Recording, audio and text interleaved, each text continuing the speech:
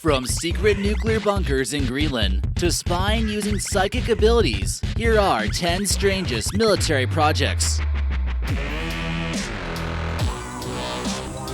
Number 10. U.S. Camel Force. The U.S. has a strong army, but in order to get this way, they've had to go through some strange experiments. This can be seen as far back as the 1850s. During this time, most men prefer using horses, but Secretary Jefferson Davis was thinking outside the box and imported camels from Africa to be put to use.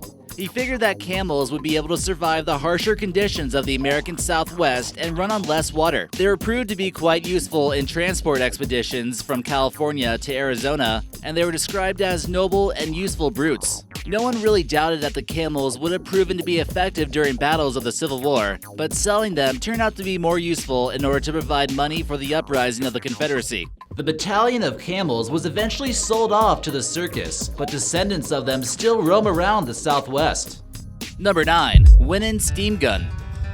One of the more mysterious weapons during this time was indeed the machine gun. Reloading the rifles during this era was slow and cumbersome, but being able to get off multiple rounds would be a huge advantage. Gatling guns first saw use in 1862 in the siege of Petersburg, Virginia by Union soldiers, but it was still very much an experimental weapon. They were privately owned and would mainly be used to fortify strategic locations. The Confederates believed that they had their own secret superweapon with a machine gun that utilized steam power instead of gunpowder. This was a massive automatic weapon that could supposedly fire 200 rounds per minute. As the gun was in movement after being ordered by the Confederates, the Union intercepted the Winnin steam gun and it never saw action on the battlefield. This weapon could have potentially changed the entire outcome of the war.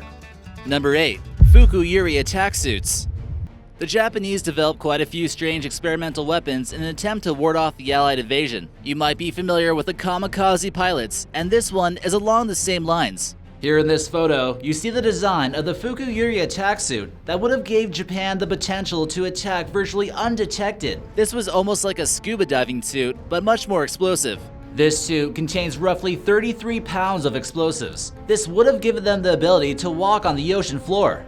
Once the divers reached the intended target, most likely American submarines or battleships, they would detonate themselves, hoping to bring down the ship. It's never been officially recorded that these battlesuits were put to use, but American soldiers have claimed to see some suicide swimmers on various occasions. Number 7. Operation Stargate. While there's been plenty of strange experimental military projects out there, the ones that are from the Cold War never seem to disappoint. Operation Stargate was the code name given for the U.S. military experiment for using psychic activity for spying operations. Could this have been successful and now the government can use this to read our minds? The U.S. received intel that the Soviets were spending big bucks into psychic research, so naturally the U.S. was concerned with it too. They were specifically interested in remote viewing, which is basically trying to see a target, location, or a specific person that's not in view using psychic powers. They truly thought that this could be achieved if the brain was in the right state of relaxation. The truth is, everyone has remote viewing to some degree, but that's basically your imagination at work, which can sometimes be correct. Americanized psychic abilities are telling him that you're watching this video right now. The project was eventually deemed a failure around 1995, and the CIA has released documents on some of the experiments associated with this operation. Number 6. Operation Iceworm. One of the strangest military projects took place by the U.S. Army in 1958 during the Cold War, and it was called Operation Iceworm. The government began to look at the desolate ice sheets of Greenland for a possible base to place nuclear weapons. Greenland has strategic advantages to it. Not only was it fairly close to the Soviet Union, but no one would even know something's out there. The vast Arctic wasteland was carved up. Tunnels were constructed through the ice in a confidential location called Camp Century in Northwestern Greenland that you see on this map. The government claimed it was simply a research facility, but why would it include a nuclear reactor here? The camp was complete with a hospital, a movie theater, a laboratory, and living quarters for about 200 people. As the ice sheets began simply drifting away faster than they had planned, the camp was abandoned. Could the nuclear reactor here be really what's causing Greenland's ice sheets to melt, and they're just using global warming as a cover-up? Number 5. Soviet Project K nuclear tests. Once the Soviet Union got their hands on nuclear weapons in the 1950s, they wanted to test for themselves the sheer destruction they were capable of. A series of nuclear experiments took place at the military base called Kapustin Yar in the Astrakhan Oblast region. But instead of detonating the weapons over land, they decided to detonate them in the upper atmosphere, where Earth's electromagnetic field is stronger. They discovered something quite shocking. By doing this, they could create an electromagnetic pulse, which is similar to a solar flare in some ways, and it can shut down electric power over a widespread area. The Soviets destroyed the Karaganga power plant on their own territory and disabled power cables that stretched over 620 miles.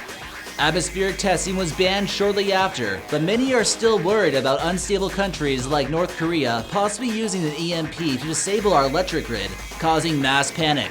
Number 4. Atlas Electromagnetic Pulse Simulator. After the Americans knew the Russians had capabilities of EMPs, they conducted a series of tests in order to see how their equipment would hold up. This mainly took place in the Kirtland Air Force Base in New Mexico. Even after atmospheric testing was banned in 1962, during an act of war, they knew an EMP was definitely still possible. Here in this image, we see a strange test being conducted on a B-52 Stratofortress hooked up to the Atlas I Electromagnetic Pulse Simulator.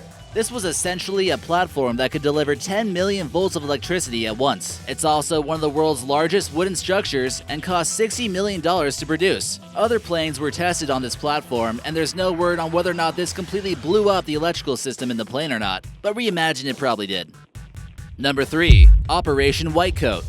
So if you were given the choice to either be sent onto the front lines of the Vietnam War or be injected with an experimental vaccine against biological weapons, what would you choose? The secret laboratory known as Fort Detrick in Maryland has received a few participants from religious people that chose to be pacifists during this time. This took place for roughly 19 years until 1973. This lab has a dark reputation for conducting shady experiments that could essentially turn people into zombies. The volunteers were injected with what's known as Q fever, which didn't kill anyone, but it made them quite sick for an extended period of time.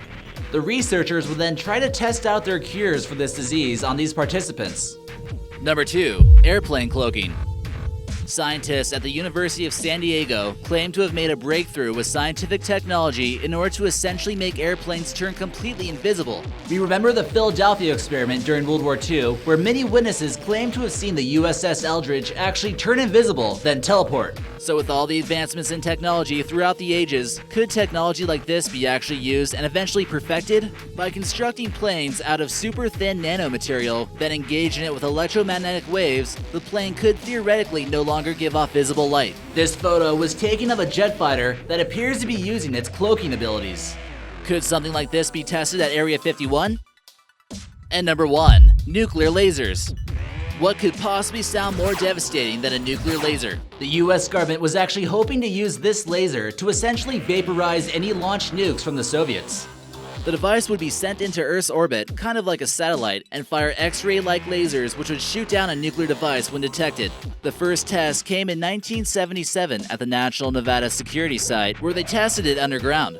The laser beam would be about as thick as a baseball bat. The project was deemed to be too far out of their technological reach around 1992. However, DARPA has seemingly continued their project, but claims to be researching how to use lasers for anti-aircraft purposes, such as this one. After more research at the Kirtland Air Force Base in New Mexico, they were actually able to design a laser that could shoot down satellites. If this project continues and some army is capable of shooting down nukes, it could potentially keep us safe from an apocalyptic scenario.